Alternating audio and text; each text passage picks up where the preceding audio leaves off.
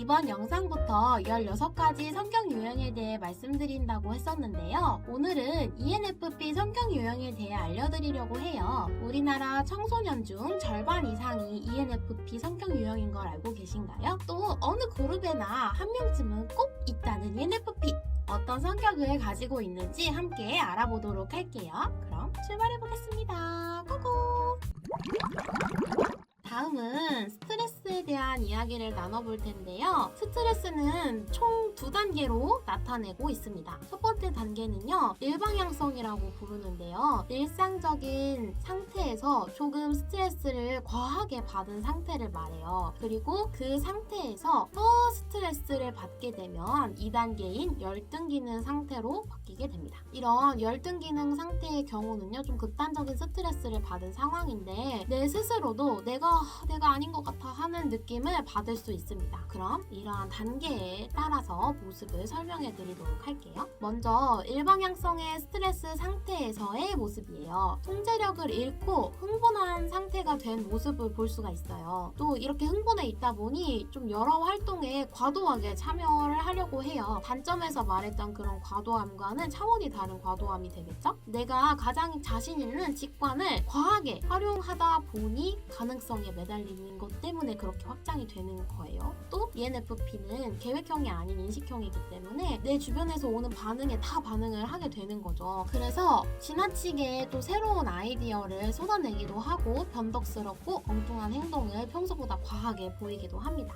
실증을 잘 내는 편인데요. 그런 것을 정말 넘어서서 실시간으로 바뀌는 거죠. 그러다 보니 본인 스스로도 갈피를 잃어버리는 거예요. 그래서 선택장애로 발전하는 경우가 생깁니다. 그리고 이제 이런 상태에서 스트레스가 해소되지 않고 더 극한의 스트레스를 받게 되면요, 열등기능 상태라는 걸로 전환이 됩니다. 앞서 말씀드렸던 일방향성은 내가 자신 있는 직관을 과하게 사용하는 모습이라고 한다면, 열등기능 상태라는 것은 그 직관과 완전 반대되는 기능을 미숙하고 정말 어린 아기같이 사용하는 그런 모습을 상상해 보시면 좋아요. 그래서 이제 그런 모습을 살펴보자면 굉장히 압도당하는 느낌을 받아요. 그래서 아이디어로 해결이 안 되니 강박적이고 까다롭게 깐깐하게 보는 거예요. 왜냐면 내가 직관을 과하게 사용해서 문제가 많이 생겼잖아요. 가능성만 보다 보니 A부터 Z까지 벌어진 일들에 대해 제가 스스로 해결을 잘 못했고, 그러다 보니 자꾸 세세한 걸 놓치다 보니 더 강박적으로 세부적이고 깐깐하게 보게 되는 거죠.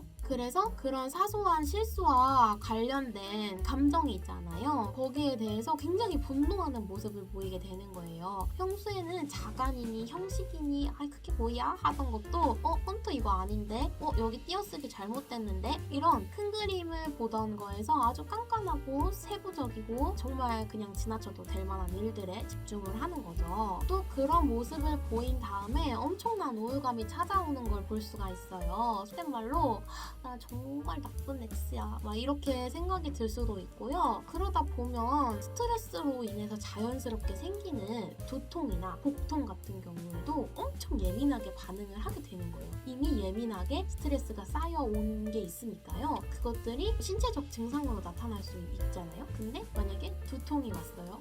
머리가 지금 요새 뇌졸중으로 쓰러지는 기사들이 되게 많던데 나 뇌졸중 아니야? 막 이런 생각을 한다거나 나 배가 진짜 요새 너무 아픈데 나 위암인가? 대장암인가? 너무 검사 받아야 되나? 막 이런 생각을 한다거나 하는 극도의 그 건강 염려증이 생깁니다. 또 가능성과 융통성이 가장 큰 장점이었던 ENFP인데 그런 모습이 약간 수그러들고 굉장히 시야가 좁아지는 거예요.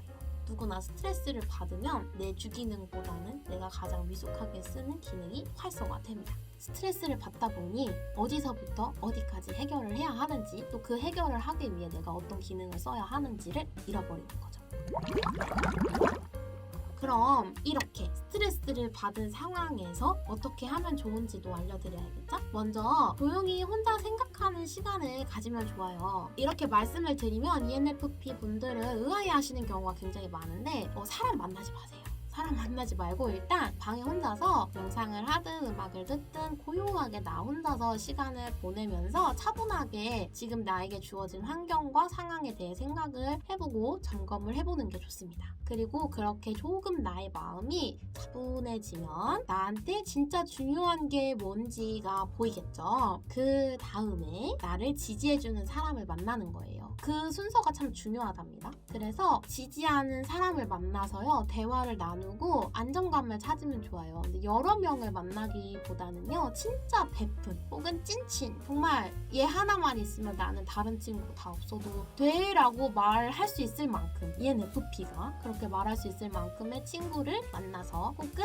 나는 친구보다는 엄마가 조화가 될 수도 있고 아빠가 조화가 될 수도 있고 여러 상황이 있겠죠? 그런 나의 지지자를 찾아서 마음의 안정감을 찾는 거예요. 그 다음에는요, 이 상상력이 풍부하고 아이디어가 좋은 만큼 ENFP가 꿈꾸는 목표를 달성하는 데까지 오랜 시간이 걸릴 수 있어요. 그 오랜 시간 동안 결국 나의 몸이 일을 하는 거잖아요. 근데 이제 ENFP의 경우에는 내 스스로를 잘 돌보지 못하는 경우가 많아요. 만약에 감각형이고 내향을 가진 분의 경우에는 내 스스로를 잘 돌보는 것에 가장 장점이 있겠지만, 반대로 ENFP 같은 경우에는 그 부분이 가장 취약적인 부분이거든요. 그래서 의식적으로 나를 잘 챙겨주는 노력을 하면 기분이 좋아지는 데 도움이 되거든요. 지금 내가 배가 고픈데 화장실에 가고 싶은데 일하느라, 혹은 내가 엄마여서 아이를 돌보느라, 또는 내가 학생이라 공부를 하느라 참게 되는 경우가 있어요. 근데 그러지 말고 지금 나한테 필요한 게 뭔지 잘 살펴보고 내 욕구도 인정해주고 바로바로 해결해 줄 수 있도록 노력을 하다 보면 스트레스가 한층 완화되는 그런 느낌을 받으실 거예요. 또 주변에 혹시라도 나를 지지해주는 사람이 없다, 나는 의지할 만한 사람이 전혀 없다 라고 느끼신다면 심리상담센터를 찾아가셔도 좋고요. 비용이 혹시라도 걱정이 되신다면 무료로 운영되거나 혹은 뭐 10,000원, 20,000원대로 저렴하게 운영하는 곳도 굉장히 많이 있거든요. 그러니 꼭 나의 지지자가 없더라도 내가 지지받는 그 마음을 꼭 느끼셨으면 좋겠어요.